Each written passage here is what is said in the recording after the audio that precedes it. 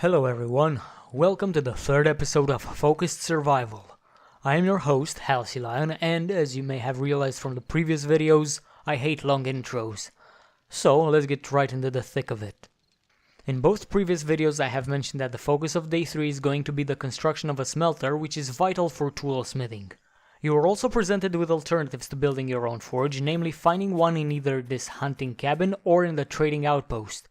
If you haven't found an already built forge, or if the one you found was destroyed, you are unable to repair it and are instead forced to build your own, using the animal hides you took yesterday, some small stones, and a few lumps of clay.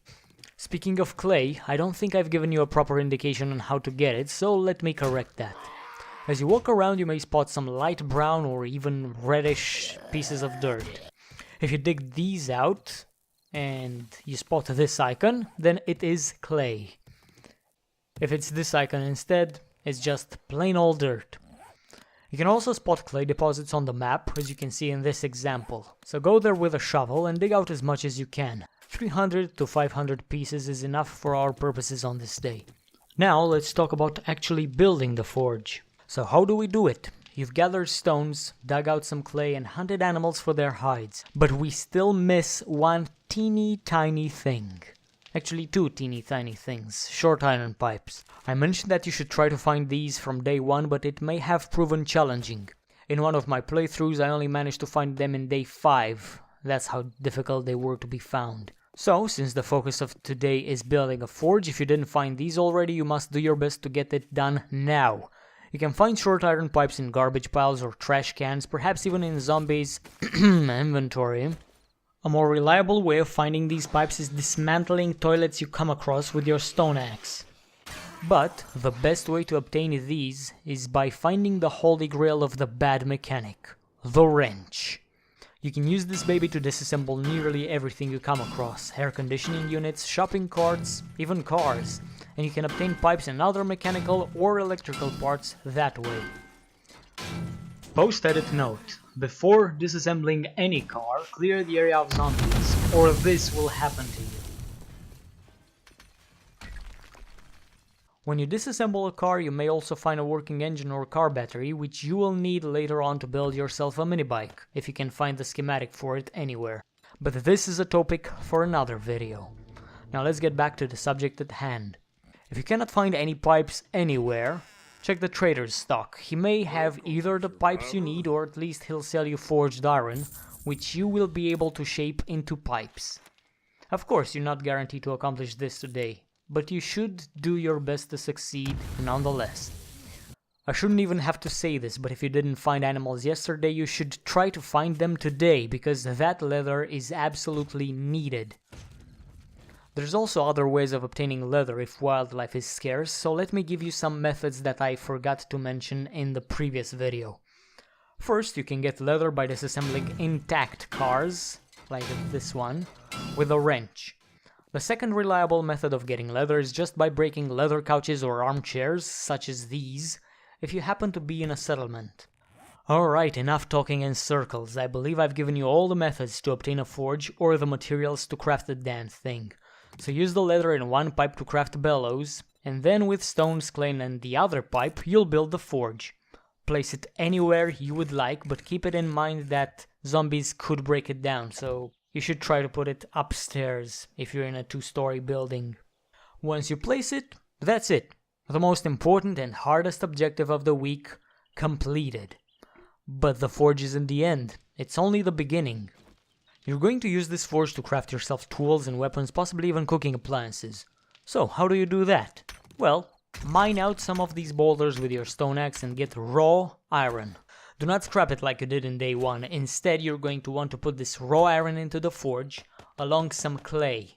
Light the fire with some fuel, either coal or wood, and then smelt some forged iron ingots. You'll use 20 of these ingots to craft your first metal tool, the pickaxe, which allows you to mine even faster and more effectively.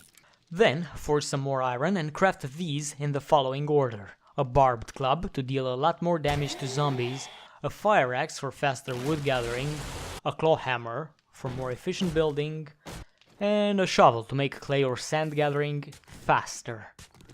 Once you do this, you're pretty much set for the future. Just do whatever else you need to do for the rest of the day, be it gathering materials or supplies. You could even start upgrading your defenses if you're planning to take on the incoming feral horde in the house you're currently occupying. Crafting things during the night is always an option.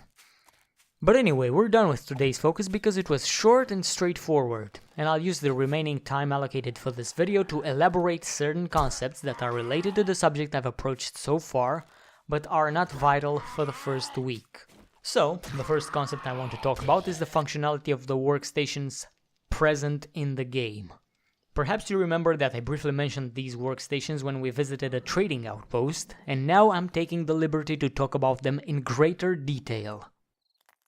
The first workstation I'll talk about is the most basic, and you definitely have access to it already, the campfire. You can use the campfire for cooking all kinds of things from food to drinks and even medicine, but to unlock these advanced recipes you'll need to put in additional appliances here. The cooking pot and the grill are the first two, and I already talked about them in the previous video. The third appliance, and one you will come to need in the future, is the beaker. The most reliable places where you can find beakers are pharmacies and hospitals, although you may still find a few of these in medicine cabinets or even airdrops if you're lucky. You can use the beaker to make your own antibiotics by cooking some moldy bread with potassium nitrate powder. With the same amount of materials you can cook double that amount of antibiotics, perhaps even more, if you stumble upon a chemistry station or you manage to craft one yourself. You can find chem stations in the trading outpost, or you can search for them in pharmacies or gun shops found in settlements. Why gun shops? Well, that's a very good question. The answer is that besides antibiotics, you can use the chem station to make various other chemical compounds here, such as making gunpowder by mixing coal and potassium nitrate powder. You can also make biofuel, grain alcohol, hell, you can even brew your own beer here. One last game changer you can craft here and only here is the medkit, which can heal massive amounts of health, bringing you from the brink of death to near full health in 1 second.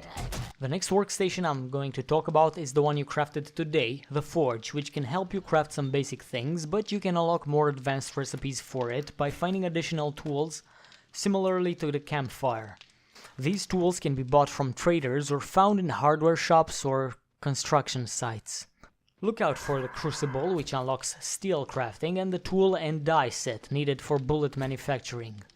Another important workstation for the long term is the workbench. You can craft this one pretty easily yourself once you unlock the skill and obtain a wrench.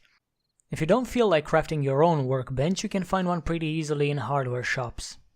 The workbench is needed for crafting advanced mechanical and even electrical components, but I'm going to let you explore its crafting capabilities by yourself.